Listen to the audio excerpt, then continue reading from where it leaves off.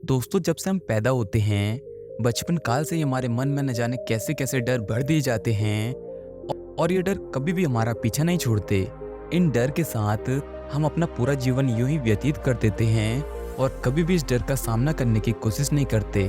और जैसे जैसे समय बीतता जाता है, हम युवा होने लगते हैं, वैसे वैसे ये डर हमारे मन पर और भी ज़्यादा हावी होने लगने लगता है। क्योंकि जैसे जैसे हम बड़े होते हैं, हमारे ऊपर अनेकों जिम्मेदारियां बढ़ जाती हैं और जब हम इन जिम्मेदारियों का सामना करने लग जाते हैं तो हमारे अंदर इतनी हिम्मत नहीं होती कि हम अपने उस डर का सामना कर सके। और यह डर हमारे मन में यूं ही पनपता रहता है और हमें जीवन भर यूं ही सताता रहता है। ये डर कुछ भी हो सकता है।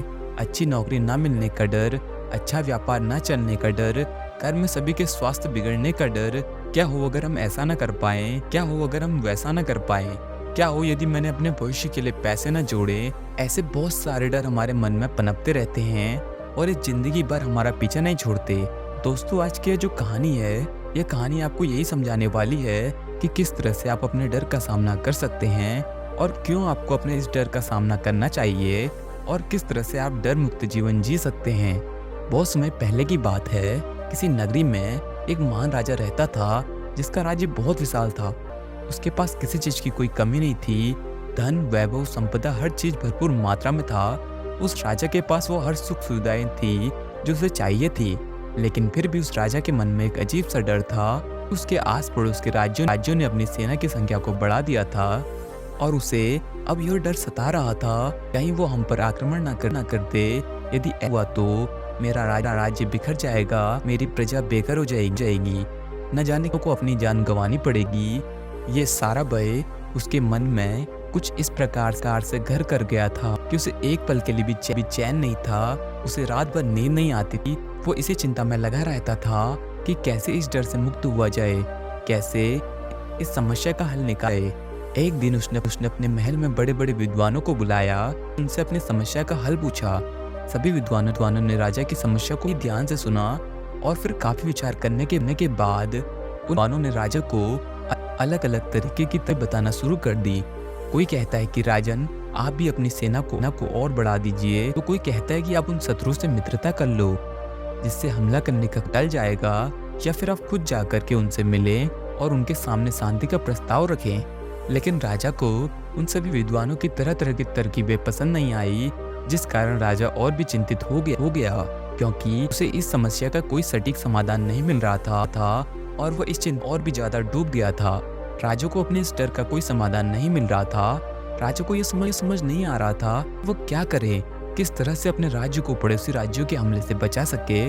राजा बहुत कोशिश कर रहा था कि वह इस समस्या का समाधान निकाल सके, फिर भी उसे कोई समाधान नहीं सूझ रहा था।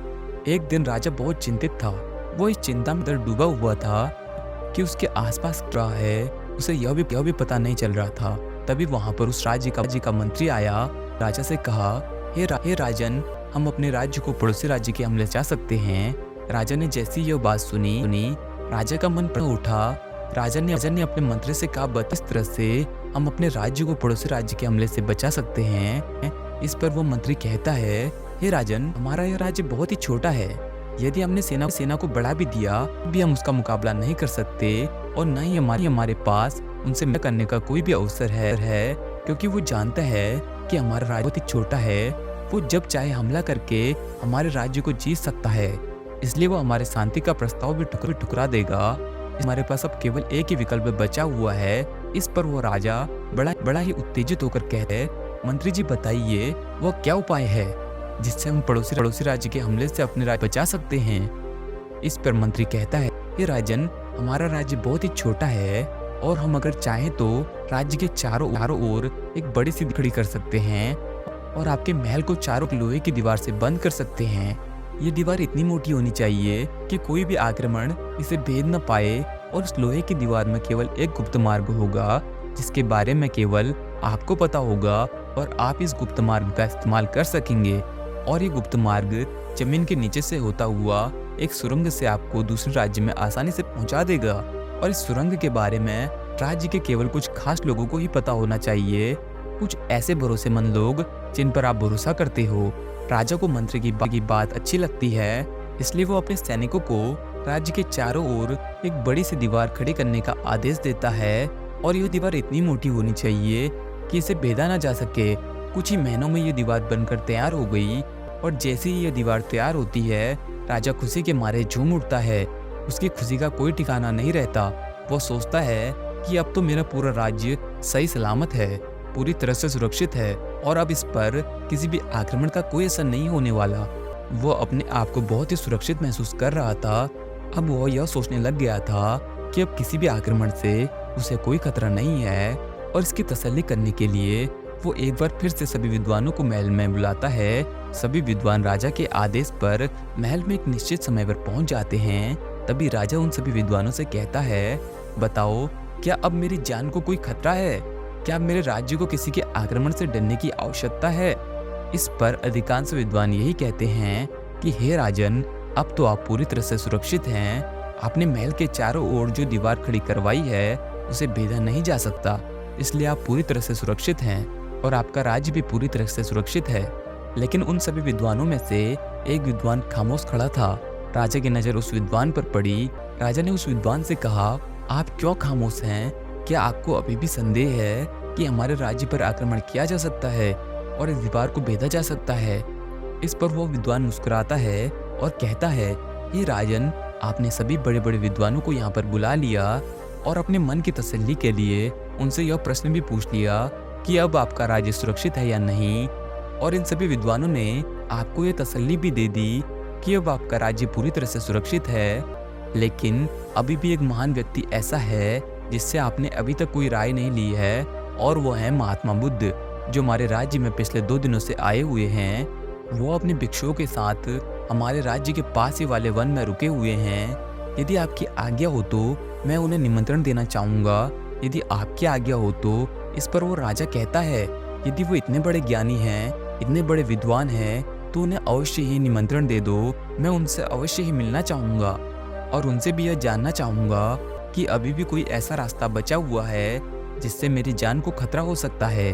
राजा के मुख से सारी बातें सुन वह विद्वान व्यक्ति तुरंत ही महात्मा बुद्ध को महल आने का निमंत्रण भेजता है।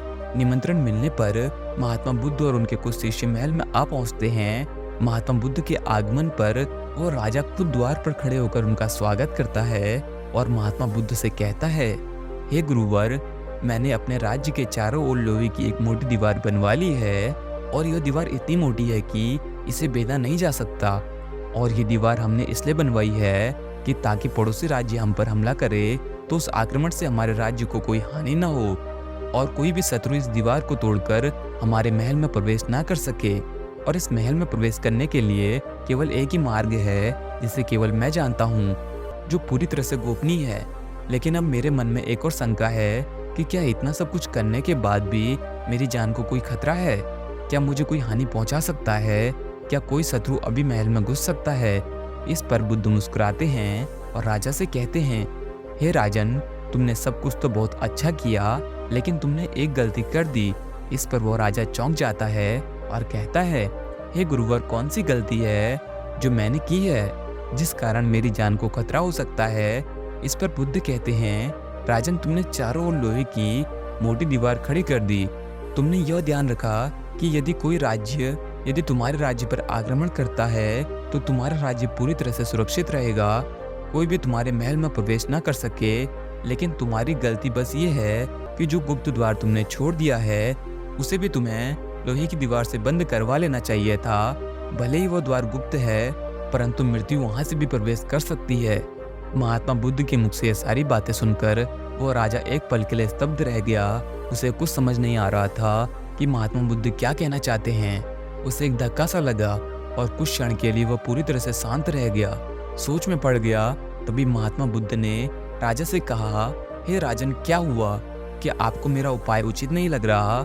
लेकिन राजा महात्मा बुद्ध की कोई बात का जवाब नहीं देता। वो बिल्कुल शांत हो गया।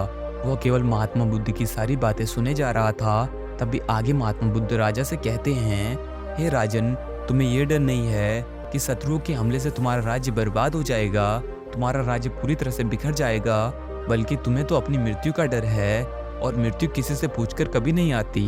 वो तो तुम्हारे शत्रु के बिना भी तुम्हारे पास आ सकती है और तुम्हें तो शत्रुओं से नहीं बल्कि अपनी मृत्यु से भय लग रहा है, और तुम उन शत्रुओं से नहीं बल्कि अपनी मृत्यु से बचना चाहते हो।